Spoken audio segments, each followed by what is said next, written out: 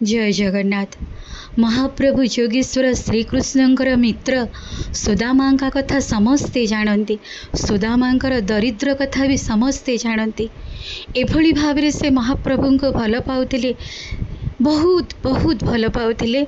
आ महाप्रभु योगेश्वर श्रीकृष्ण को से जहाँ भी खाऊथिले ताको अर्पण करी खाऊथिले। महाप्रभु का नाम जपरे ही तांकर दिन बीतुला। एभली दारिद्र थिला जे गोटे अन्न कणिका को से फाळे महाप्रभु को दे फाळे खाऊथिले। किंतु एभली घोर दारिद्रतार कारण होउची जेतेबेले कृष्ण सुदामा उभय गुरुकुल रे पाठ करुथिले, तांकर गुरुकुल पाखापाखी जणे ब्राह्मणी मध्य ब्राह्मणी रहुथिले। से ब्राह्मणी कौन करुथिले ना भिक्षा मागिकी जीवन यापन करुथिले। थरे भिक्षारे तांकु चना पुटुळीटीए मिलिथिला। से जेतेबेले चना पुटुळीटीए पाइथिले सेतेबेले मने मने भाबिथिले महाप्रभु को मुआकु समर्पण करिबे, महाप्रभु को नैवेद्य देबी, तापरे जे खाइबी। जोगो को कौन हला ना दुर्भाग्यर कथा, चोर माने सेदिन कौन कले ना तांकर से चना पुटुळीटी को सुना पुटुळी भाबी चोरी करी नहीं गले।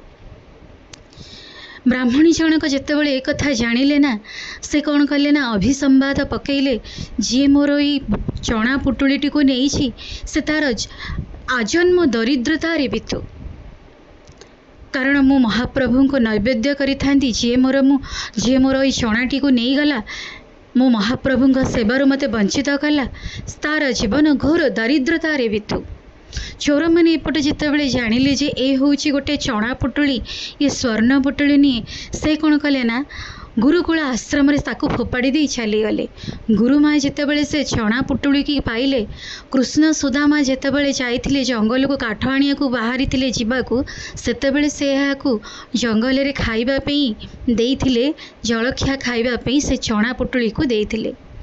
सुदामा किंतु ब्रह्मज्ञानी थिले। से चना पुटुली को स्पर्श करू करू से जानी थिले आकु जे खाइब से घोर दरिद्रतार शिकार हब। सेथिपाई से निज मित्र को केबे भी दरिद्रतार देखि पारि न थांते। सेथिपाई से सबुतक चना निजे ही खाई देइथिले। धन्य तांकर मित्रपण। सेथिपाई तांकर जीवन एभली दारिद्रता रे बीतिथिला। जय जगन्नाथ, जय जगन्नाथ।